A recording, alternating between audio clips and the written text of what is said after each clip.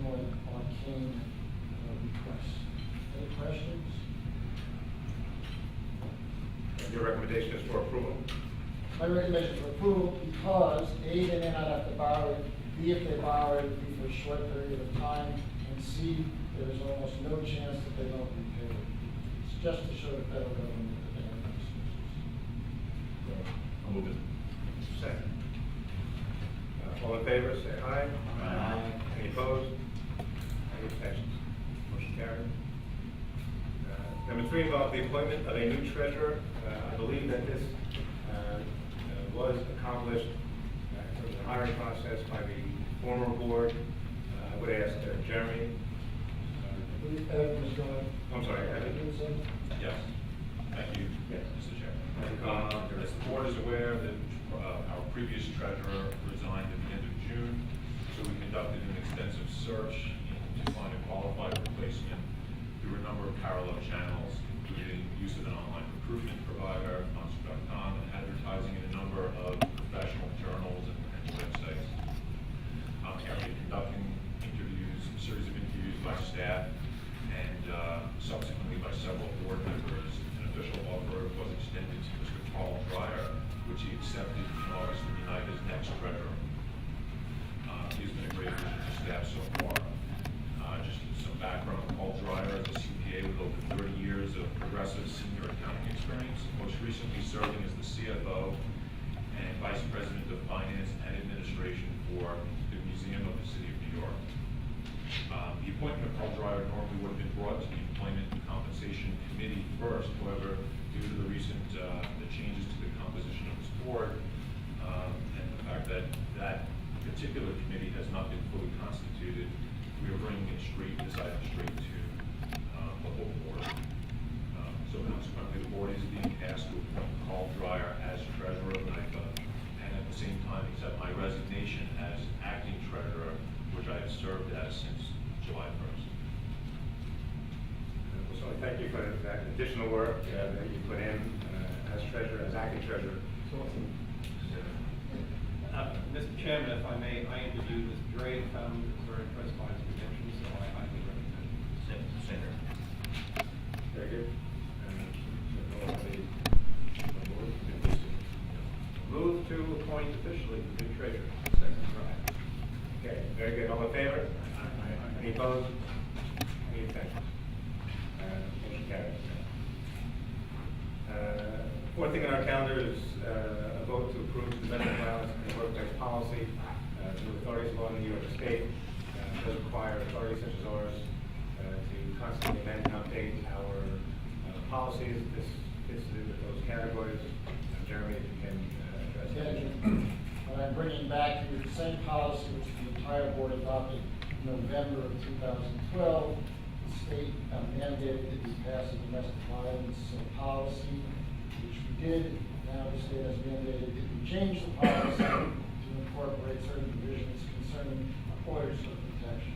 So what you have before you is our workplace policy as amended to include certain provisions in case we get served with an order of protection. And I recommend that you adopt it. It's just ministerial rule. Very good. Move the adoption of the policy. Very good. Any second? Second. All in favor, say aye. Aye. Any opposed? Any abstentions? Motion carries. We did address this next one, although it's still something that the whole board now needs to vote on. This was addressed by the committee chaired by Chris Wright, and this is to approve the submission of NIFA's 2014 budget and FY 2014 to FY 2017 financial plan to the Office of the State Controller and the Authorities Budget Office to comply with 2 NYC or Part 203. Sure. Mr. Chairman, earlier at a meeting preceding this meeting, the Audit and Internal Controls Committee met and unanimously approved the plan that's now before the entire board. The entire board was present as well, had the opportunity to ask questions. And as a consequence, I'm not offering any further discussion at this time, but I do move that we approve it. Second. Very good. All in favor, say aye. Aye. Any opposed? Any abstentions? That's unanimous. Number 6 is consideration of contracts from county attorney's office. We do have a number of contracts that have been presented to us. There are some that I believe Traffic work during trials and EBT's examinations before trial, we need to keep it in record. So we just asked them to approve that additional contract, $25,000 or more. very good. There's a motion to approve. Move the additional contract. Very well. All in favor, say aye. Aye. Any opposed? Any abstentions? Motion carries. Unanimous. Very good. We now have on our agenda, actually, we'll go to 7, by the way, and then we're going to do the other 3 contracts, and then we'll go to the last one, which is one that will generate some comment and maybe a little discussion. Right, so first we go to number 7, and that's Jeremy again, review of the agreement with Nassau Event Center, LLC. This is also known as the Nassau Veterans Coliseum. As each of you know, we've received quite a bit of information from you about this lease, and we've looked at it very carefully. Any opposed? Any abstentions? Carried. I'm going to ask that we now jump to number 9, 10, and 11. We have had, and then we'll come back to number 8. I do believe this will go fairly quickly, so I do appreciate, I know some people are interested in that particular issue relating to number 8. The 9, 10, and 11 involve consideration of contracts from the Department of Public Works. They did come in fairly recently. One Contract which Shirley will discuss is Mace Contracting Corp. This is a contract for $11.937 million, only $601,000 of which recommendation contained herein. First, I'd like to thank both Jeremy Wise and Evan Cohen and their staffs, everybody who's worked on this analysis. Clearly, this is something that this board and this body take very seriously. We appreciate the work that went into it from the county and the efforts that were made to complete their budget and direct that budget to us so that our staff can do its work. I'm going to ask Evan Cohen to provide his analysis. It is a written document, but ask him to provide some review of what's contained in our discussion. Sure. Thank you, Mr. Chairman. As you stated, staff has reviewed the county's proposed multi-year financial plan covering the years 2014 through 2017, and prepared a report of findings. That report was distributed to the board in advance of this meeting, although separate from the board materials. In summary, the county appears closer to near-term balance on a cash or budgetary basis. However, on a GAAP basis, that is in accordance with generally accepted accounting principles, and as required by state law, the budget remains out of balance. This accounting dichotomy is caused by a number of factors. The county has realized budgetary relief from strong sales tax collections, savings from reductions in headcount and amortization of pension liabilities, and significant savings amassed by the ongoing wage freeze. The pension amortization has cumulatively saved more than $90 million in 2013, and the wage freeze will have saved approximately $231 million through the end of this year.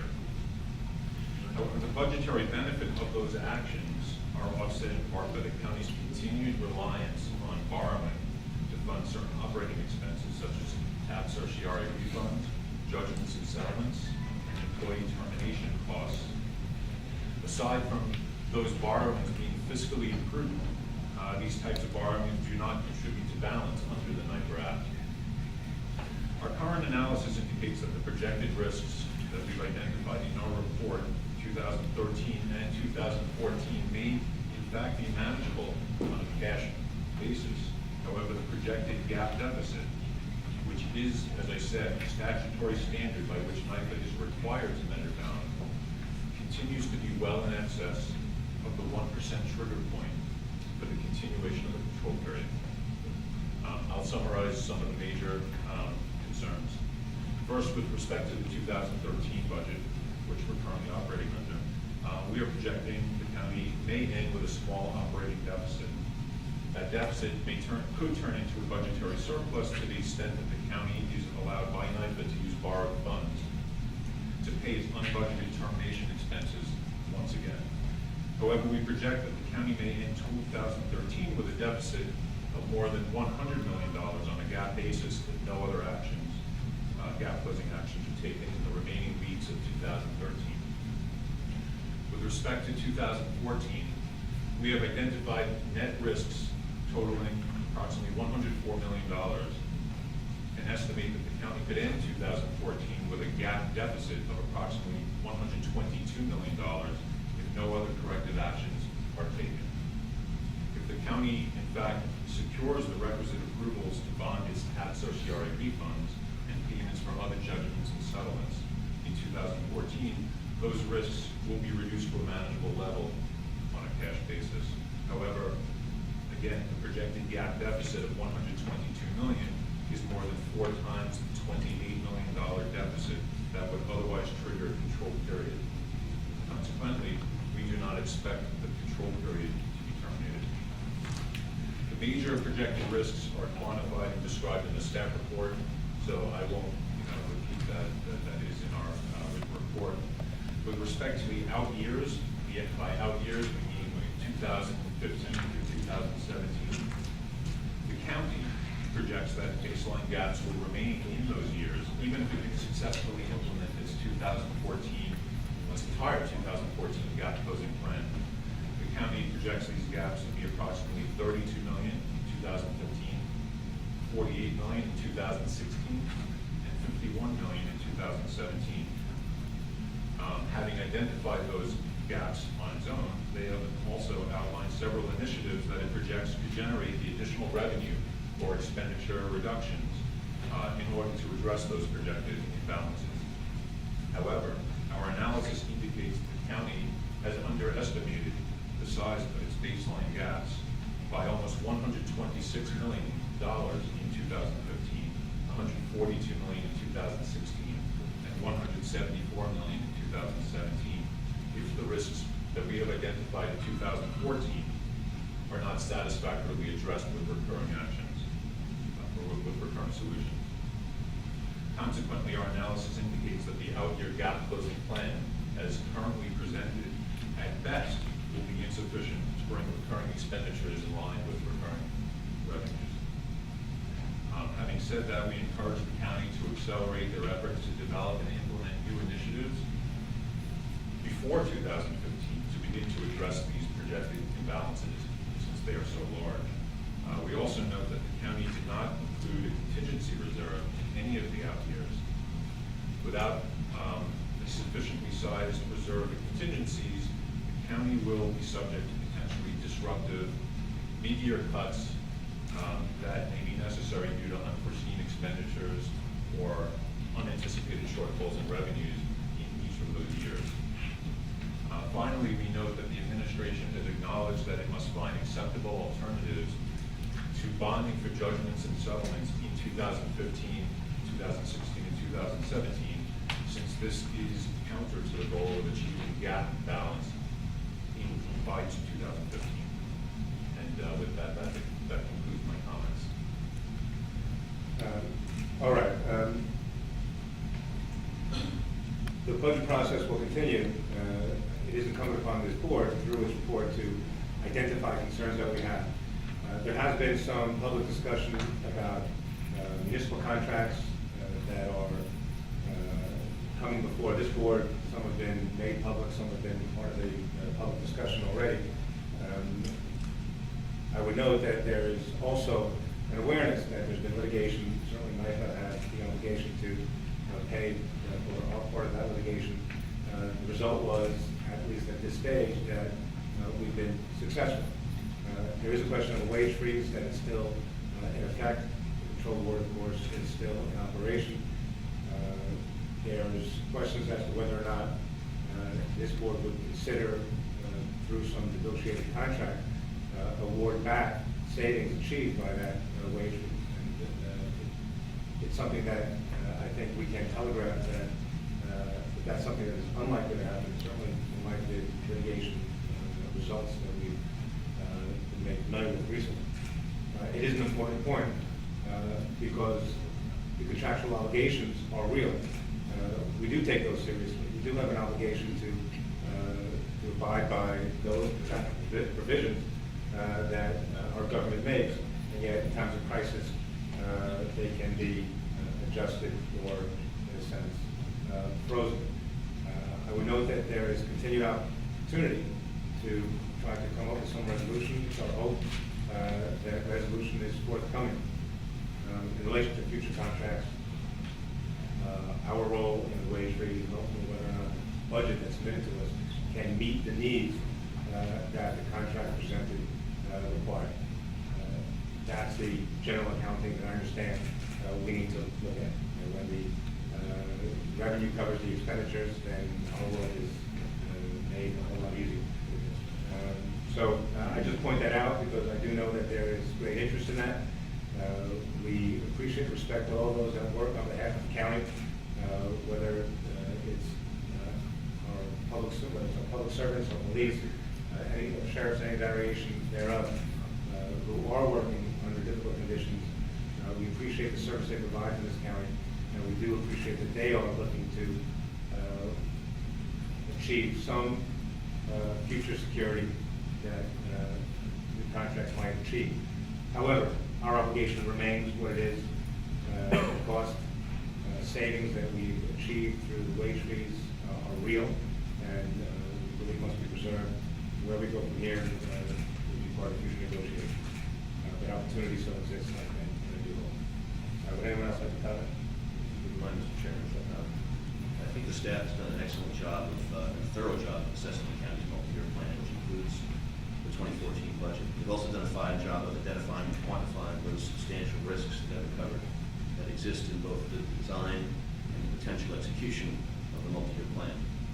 And furthermore, you've done a good job, and if you're not reading the whole report, look to the first several pages, of identifying the sources of cost savings to be, a great deal of which are the result of NIFA actions concerning wages and borrowings. What is quite clear is that the 2014 budget is highly likely to incur a deficit of well over $100 million, which is also going to be the case in 2013. There is no surplus. There is a major deficit. In both instances, this is a multiple of our control period threshold. So what is also clear is that the subsequent years, including 2015, which I'll remind everyone is the year we all agreed, as part of the transitional plan 2 years ago, is the target date for achieving balance, is fraught with many of those same risks, as well as other risks. So I'm anxious to see what the legislature chooses to do and not to do to address the risks. I'd welcome, as I suspect we all would, any actions that they might take which would improve the county's chance of balancing its budget by or sooner than 2015. Of course, it also goes without saying that any transactions or deals, whether incremental or embedded, and the chairman covered one or two his remarks, and I agree with those remarks, which would exacerbate the substantial deficit conditions that are contained in the multi-year plan would not be welcome. All of this will be taken into consideration when we assess whether or not to approve the multi-year plan itself after legislative action. I commend that to the legislature and the administration as they move ahead. Mr. Chairman, if I may, I have a statement to make on the proposed multi-year financial plan.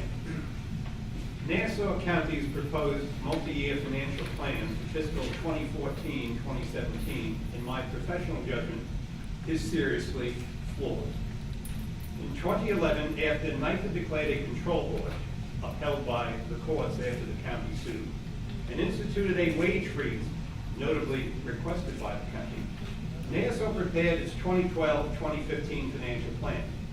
That plan, approved by NIFA, which I reluctantly supported, was to be a transitional plan and included, as the staff report notes on page 12, certain conditions including $150 million in labor savings that would recur and a gap balanced budget in 2015. In exchange for these two conditions, NIFA agreed to approve borrowings for certs and judgments and settlements at agreed upon levels.